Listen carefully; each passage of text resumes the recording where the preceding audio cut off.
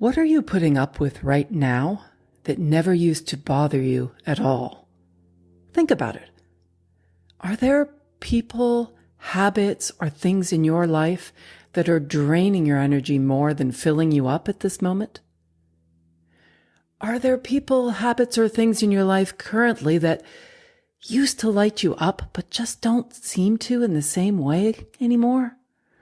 And instead of reading the signs, the exhaustion and the overwhelm, do you desperately try to adjust and accommodate, to tolerate, because you have convinced yourself that it must be you?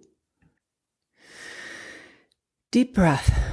I know this is hard, but we can do hard things. It is so much easier to blame ourselves than to confront the truth, or hurt someone's feelings, or risk feeling vulnerable, or ending up alone. And so we explain away the discomfort we feel by trying to adapt, accommodate, and contort ourselves for others instead.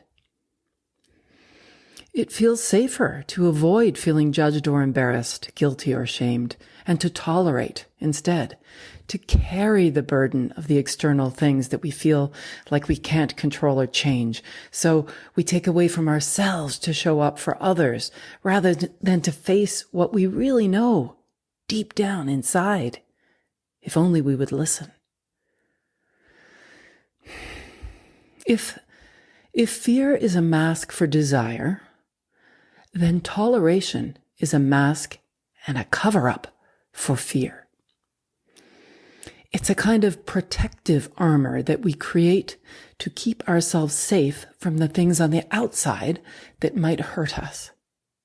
Heavy and impermeable, our armor gives us the illusion that we can't be hurt from the outside, but it doesn't address the underlying discomfort that stays locked inside of us because we can't, or rather, we won't allow ourselves to let it out. Although it may feel like the lesser of evils in the moment, I promise you, toleration is unsustainable. It's also, though, as close as you ever come to your edge, to true enlightenment, to freedom, if you are willing to risk vulnerability, uncertainty, guilt, and shame, and live into what you know deep down, what you feel inside to be the truth. Again, I know this is hard. There needs to be a real audit right now of what external stuff is blocking our energy. We do so much work internally that sometimes we mistake that to mean that we are obligated to take on all the responsibility, to adjust course when things shift externally, instead of being okay with adjusting our own course if things aren't working the way they used to or the way we want them to. Berating ourselves when old habits don't produce the same results. It takes courage, but I know you've got this. When do favorite things change from anchor to ball and chain, holding you down rather than steadying or centering you, becoming something you put up with rather than address? What are you tolerating right now that cannot be transformed back to something that energizes you? What feels more like bailing out water in a sinking vessel than keeping things afloat?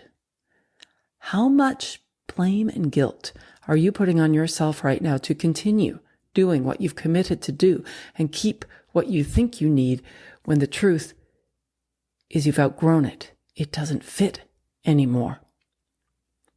Behind your protective armor of toleration and under the fear lies what you really want.